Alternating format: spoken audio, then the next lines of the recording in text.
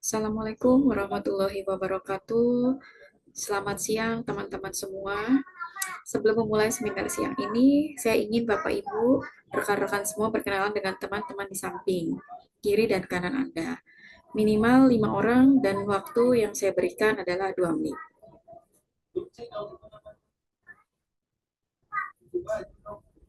Oke, Bapak Ibu semua sudah berkenalan dengan teman-teman baru di samping kiri kanannya. Baik, pernah nggak sih kalian tuh kepikiran apa sih yang bikin seorang influencer itu bisa berpengaruh? Apa bedanya influencer yang cuma sekedar viral dengan influencer yang punya pengaruh jangka panjang? Sebagai influencer, tidak hanya penting untuk memiliki banyak followers, tapi juga untuk memberikan dampak positif, membangun kepercayaan, dan menciptakan konten yang autentik dan bermakna. Mari kita eksplorasi bersama bagaimana strategi dan langkah-langkah yang tepat untuk membantu kita menjadi sosok yang benar-benar berpengaruh. Tanpa berlama-lama, mari kita mulai sesi ini. Oke, mari kita beri sambutan yang meriah untuk Nur Aida Umaesa. Baik, terima kasih Kak Febri. Halo semuanya, terima kasih sudah meluangkan waktu nih di malam pada hari ini untuk kita mereview seminar. Saya senang sekali bisa berbagi topik dengan topik yang relevan saat ini, yaitu kunci sukses menjadi seorang influencer. Nah, di era digital ini kita tahu ya bahwa influencer ini memiliki peran besar dalam membentuk opini publik, gaya hidup, bahkan tren masyarakat. Mungkin kita lanjut di next slide-nya. Oke, jadi teman-teman perlu kita ketahui apa sih influencer itu? Nah, buat teman-teman, influencer adalah seorang individu yang memiliki pengaruh besar di media sosial dan atau komunitas online karena konten yang mereka bagikan. Nah, beberapa contoh konten kreatornya itu udah aku sajikan. Next.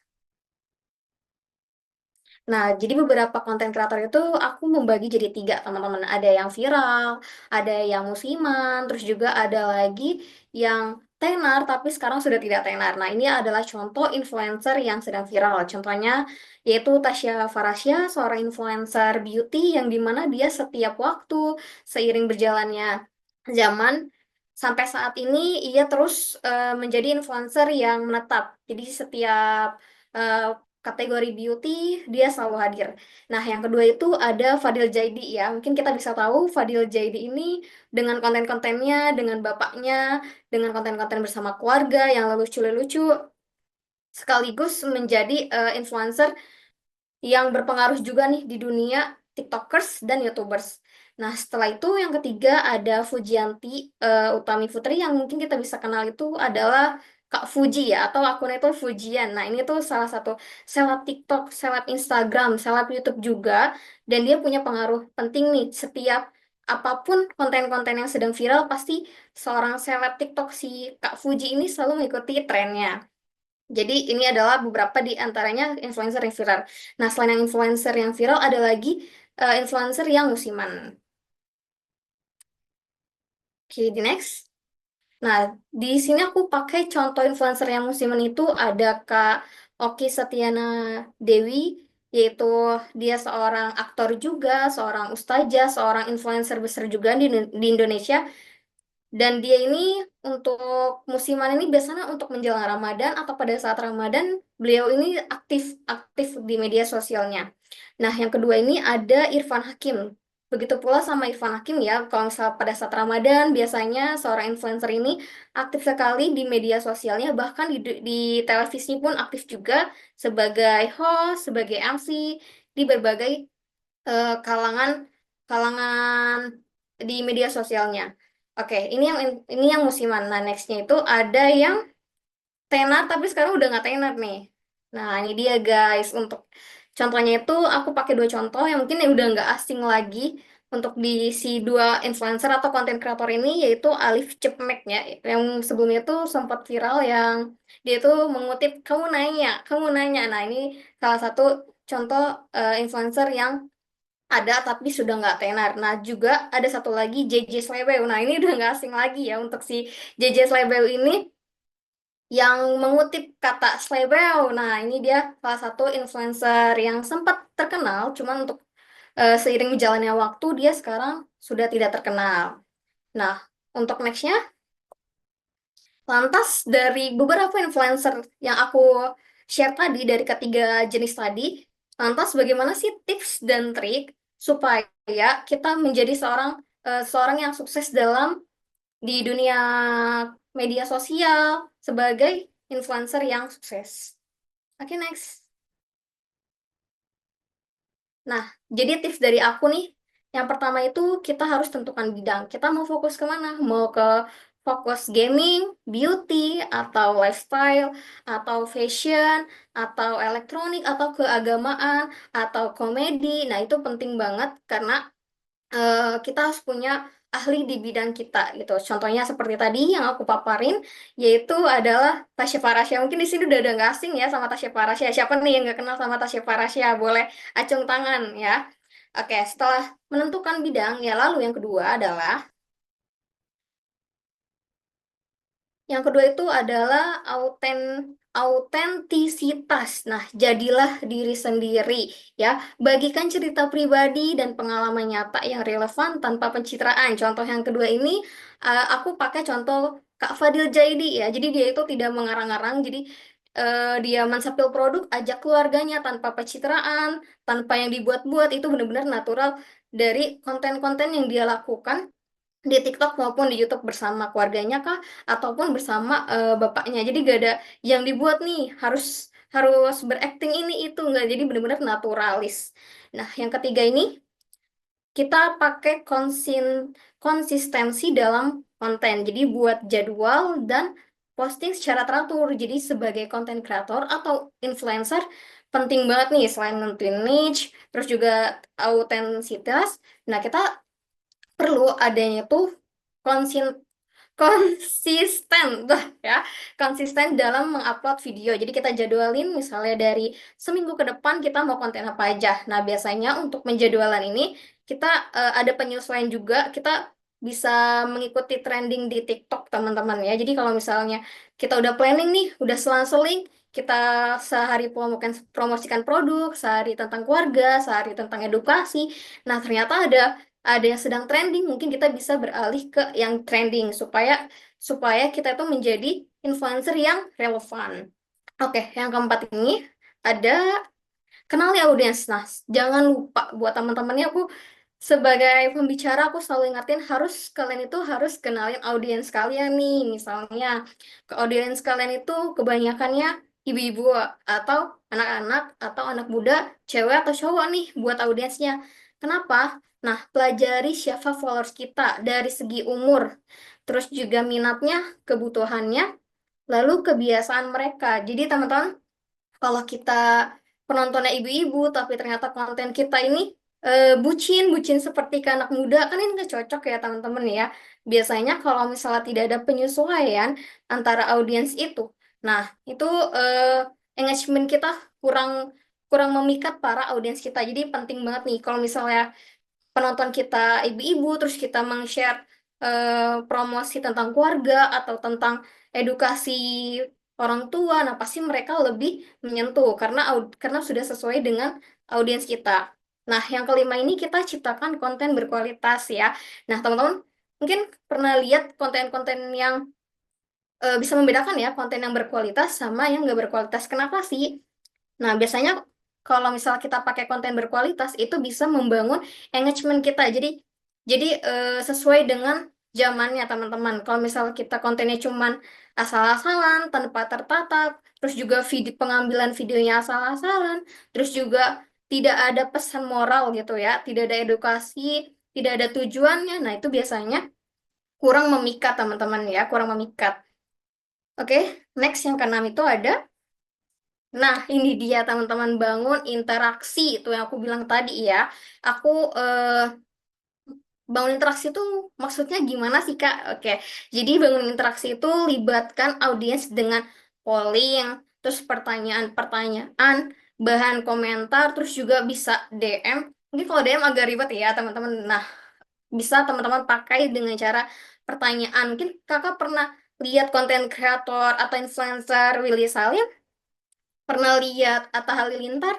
Nah, biasanya itu mereka suka bagi-bagi iPhone kan, teman-teman. Nah, itu biasanya eh, siapa yang bisa mencari orang yang mirip muka aku bakal kasih iPhone. Nah, itu membangun interaksi tuh dengan penonton. Jadi, mereka disuruh komen ke video tersebut dan membagikan video tersebut ke kalangan-kalangan teman-temannya lah ya, teman-teman, untuk buat jawab pertanyaan dia. Nah, itu membangun sebenarnya itu dalam dalam kontennya tuh membangun interaksi kepada penonton. Jadi kita nggak monoton kontennya itu aja, tapi gak ada interaksi. Kita nggak kenal sama audiens kita. Nah, makanya teman-teman penting banget buat bangun interaksi, entah itu dari pertanyaan-pertanyaan atau ngasih giveaway kepada mereka. Nah, yang ketujuh ada kolaborasi.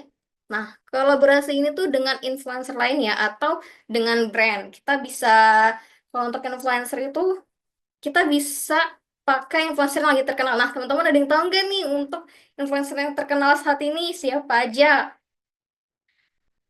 Oke, betul sekali teman-teman ya. Jadi untuk influencer yang terkenal itu saat ini mungkin seperti aku sebutin tadi ada Kak Fuji, atau sekarang yang lagi trending ini ada Kak Aisar nih, Kak Aisar dan Kak Fuji ya. Terus juga ada lagi yang lagi naik itu yang gue tunjukin rumah sudah jadi. Nah, itu bisa juga kolaborasi sama dia nih, bisa bikin konten bareng kah, atau bisa datengin ke podcast. Biasanya sekarang ini banyak banget nih konten kreator atau influencer yang mengadakan podcast-podcast, bisa kolaborasi di situ.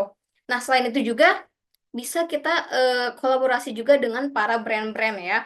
Misalnya brand sedang naik itu adalah Hanasui kah, atau OMG kah, atau mungkin yang lagi trending itu ada Bittersweet by Najwa. Nah, itu bisa teman-teman bisa berkolaborasi. Jadi untuk menjadi influencer yang sukses itu, yang relevan itu kita harus mengikuti ya, mengikuti perkembangan zaman. Jadi nggak ketinggalan zaman teman-teman. Apa yang lagi trending kita bisa mengikutinya. Oke, yang kedelapan Kak. Nah, yang kedelapan setelah melakukan konten, menemukan kategori teman-teman, menemukan fokus teman-teman. Nah, yang kedelapan ini gunakan data dan insight. Nah, analisis performa konten untuk memperbaiki strategi konten. Jadi teman-teman setelah melakukan berbagai strategi, teman-teman juga harus evaluasi, teman-teman juga harus melihat data nih, insight-nya bagus gak ya? Kira-kira dari sekian banyak konten yang teman-teman lakukan itu yang paling naik tuh yang mana teman-teman? Engagementnya, komentarnya paling banyak yang mana? Share-nya paling banyak tuh yang mana? Like-nya yang paling banyak itu konten yang mana nih yang disukain sama audiens sama temen? Nah, itu perlu dievaluasi. Jadi kalau misalnya udah ketemu nih ternyata yang paling naik adalah konten si A. Nah, teman-teman bisa nih bisa pakai konten kayak gini lagi cuman diselang-seling. Itu bisa ngebangun akun teman-teman juga. Yang kesembilan itu tetap belajar dan beradaptasi. Nah, belajarnya itu dalam arti ikuti tren ya, teman-teman. Di tren terbaru di media sosialnya apa aja mungkin kita bisa belajar. Kalau misalnya ada tren-tren yang sekarang tuh yang nyanyi ya, teman-teman, yang nyanyi dangdut ya. Apa sih itu namanya? Pokoknya ya yang ibu-ibu pakai baju hijau, nah itu bisa teman-teman ikutin trending, entah nge-stitch videonya, atau teman-teman berkomentar dengan lagunya, atau teman-teman bisa beratraksi atau berakting lagi kondangan nih, terus ibu-ibunya pada nyanyi pakai baju hijau. Nah, itu bisa juga bisa belajar dan beradaptasi dengan perkembangan trending-trending yang ada di media sosial. Nah, selanjutnya, oke. Nah, yang ke-10 ini mungkin yang terakhir dari aku ya, dari penjelasan aku ini, yang ke-10 ini ada fokus pada dampak bukan hanya angka, teman-teman ya. Jadi, gunakan platform kita untuk menyebarkan pesan positif ya, dan menginspirasi orang banyak. Nah, itu yang aku tadi bilang, kita nggak mau nonton konten lucu-lucuan aja, nggak mau nonton konten sepil-sepil aja, tapi kita juga harus ada edukasi, teman-teman ya. Entah mungkin kita bisa bikin konten berbagi sama sama orang-orang yang mungkin di bawah kita gitu teman-teman, atau bisa bikin konten edukasi bagaimana seorang influencer nih supaya terus berkembang itu seperti apa, jadi ada nilai-nilai positif yang di dalamnya. Nah, mungkin itu tips dari aku ya, dari 10 tips dari aku.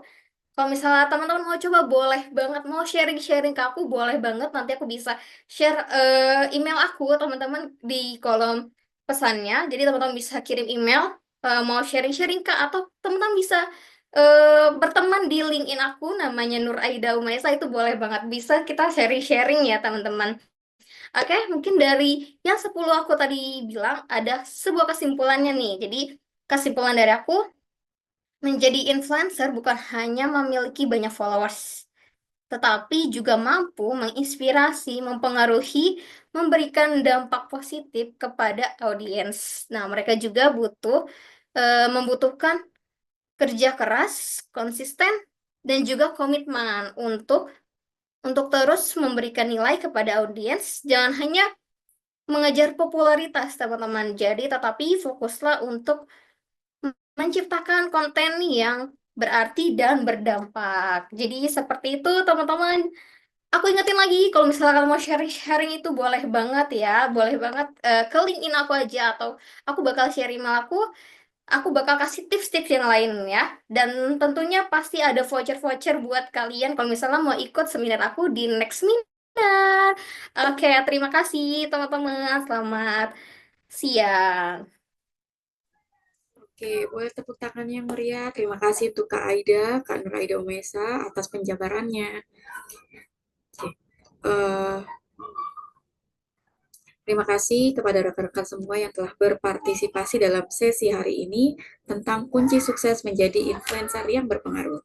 Semoga wawasan yang telah dibagikan bisa menjadi inspirasi dan panduan untuk membangun pengaruh yang positif melalui konten yang otentik dan bermakna. Ingat, menjadi influencer bukan hanya soal popularitas, tapi tentang bagaimana kita bisa memberikan dampak yang baik bagi orang lain. Sampai jumpa di kesempatan berikutnya dan tetap semangat untuk terus belajar dan berkembang. Bye-bye.